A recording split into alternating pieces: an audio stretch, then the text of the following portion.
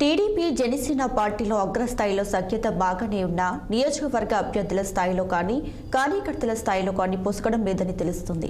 Kakinada rural Janasena అభ్యర్థి పంతం నానాజీ అటు తెలుగుదేశంతో గాని ఇటు జనసేన పార్లమెంట్ అభ్యర్థి తంగెళ్ల ఉదయ్ శ్రీనివాస్తో కానీ కలిసి వెళ్లడం లేదంటూ పార్టీ అధిష్టానానికి ఫిర్యాదు అందినట్లు తెలుస్తుంది. తంగెళ్ల ఉదయ్ శ్రీనివాస్ పై పంతం నానాజీ బహిరంగంగానే విమర్శలు చేశారు.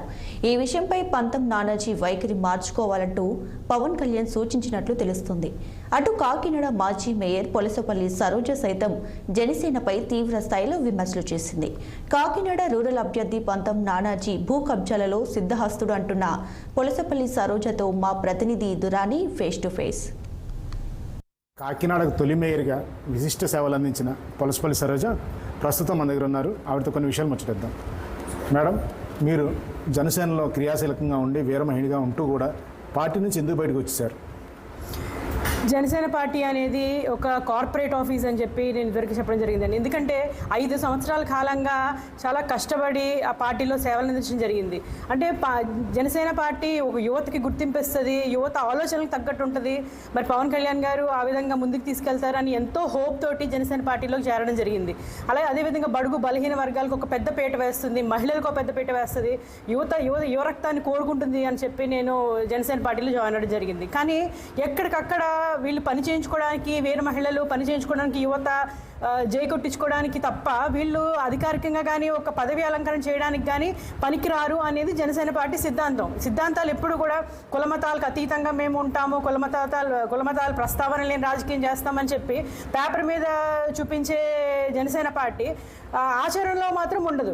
ఈరోజు మనం 21 టికెట్లు చూసుకున్నట్లయితే ఒక రకంగా మనస్తాపానికి చెందడం జరిగింది. ఎందుకంటే జనసేన పార్టీని ఎంతో ఉన్నతంగా ఊహించుకుని ఈ పార్టీ ఏదో సాధిస్తుంది, జనాలకి ప్రజలకి ఎంతో సేవలు అందిస్తుంది, ఎన్నో రకాల సంస్కరణలు చేస్తుంది అని చెప్పి జనసేన పార్టీని నమ్ముకుని వస్తే ఈరోజు 21 టికెట్లతోటి సర్దుకుని ఆ 21 టికెట్లు కూడా సగానికి సగం వైసీపీ నుంచి వచ్చిన వాళ్ళకి, టీడీపీ నుంచి రిజైన్ చేసి వచ్చిన వాళ్ళకి ఇచ్చేసి ఈరోజు మహిళలకు ఒకే ఒక టికెట్ కేటాయించడం, యువ రక్తం అని చెప్పి పదే మాట్లాడే పవన్ కళ్యాణ్ గారు ఒక్క టికెట్ కూడా యువతకి కేటాయించకపోవడం, అదేవిధంగా మహిళలకు కూడా ఒక సముచిత స్థానం లేకపోవడం, ముఖ్యంగా బీసీలకి మేము వెన్నుదన్నగా ఉంటాము, బీసీలకి పెద్దన పాత్ర వహిస్తాము, సెట్టిబలిజలకి ఇతర బీసీ కులాలందరికీ కూడా మేము బ్యాక్ బోన్గా ఉంటామని చెప్పే పవన్ కళ్యాణ్ గారు ఈరోజు ఒక్క సీట్ కూడా సెట్టిబలిజలకు కేటాయించకపోవడం అనేది చాలా శోచనీయమైన విషయం. ఇటువంటి పరిణామాలన్నిటి మీద నేను మనస్తాపం చెంది, ముఖ్యంగా నాదెండ్ల మనోహర్ అని కోవట్టు అడుగడుగునా నన్ను అవమానాలు పరిచిన దానికి కూడా నేను చాలా మనస్తాపం చెంది ఈరోజు జనసేన పార్టీ నుంచి బయటికి రావడం జరిగిందండి. కాకినాడ రూరల్ టికెట్ మీకు రాలేదని చెప్పేసి మీరు బయటకు వచ్చారంటారు, ఎంతవరకు వాస్తవం? 100% అండి. మీరు ఒకటి చూసుకుంటే ఇతర పార్టీల్లో చాలామంది కార్యకర్తలు మీకు టికెట్ రాలేదు కాబట్టి మీరు బయటికి వెళ్ళిపోయారు అని అనరు. జనసేనలోనే ఆ సంస్కృతి ఉంది, మీకు టికెట్ రాలేదు కాబట్టి మీరు బయటికి వెళ్ళిపోయారు. టికెట్ కోసం కాబట్టి రాజకీయ పార్టీలోకి ఎందుకు వెళ్తాము? కేవలం టికెట్ ఆశించే, నేను సమర్థురాలైన నాయకురాల్ని, నేను సెట్టిబల్లి సామాజిక వర్గానికి చెందిన దాన్ని, నేను ఎంఎస్సీ కంప్యూటర్స్ పోస్ట్ గ్రాడ్యుయేట్ చేసిన దాన్ని, అతి చిన్న వయసులో మేయర్గా ఎన్నికబడ్డాన్ని, మరీ ముఖ్యంగా నేను సెట్టిబల్లి సామాజిక వర్గానికి చెందిన దాన్ని, బీసీ వెనుకబడిన కులాలకు చెందిన దాన్ని, కాబట్టి నేను అన్ని రకాలుగా అర్హురాలని కాబట్టి నేను ఒక టికెట్ ఆశించి ఒక పార్టీలో జాయిన్ అయ్యి 5 సంవత్సరాలు కష్టపడి పనిచేసి వాళ్ళు ఏ వర్క్ అసైన్ చేసినా కూడా రాష్ట్ర వ్యాప్తంగా నేను తిరిగి కష్టపడి నా కుటుంబంతో సహా వెళ్ళి అక్కడ నేను పనిచేయడం జరిగింది. నేను టికెట్ ఆశించి మాత్రమే వచ్చాను. టికెట్ ఆశిస్తూ నేను సేవలు అందించడం జరిగింది. బట్ టికెట్ రానప్పుడు నన్ను అవమానించారు, ఒక కులాన్ని అవమానించారు, మహిళను అవమానించారు.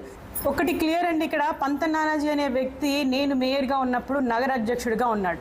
అక్కడ ఆర్ఎంసీలోని ఒక పక్క సైట్ కబ్జా చేస్తుంటే నాకు ఇవేమీ తెలియక నేను కలెక్టర్ గారి దగ్గరికి వెళ్ళి దాని గురించి మాట్లాడాను.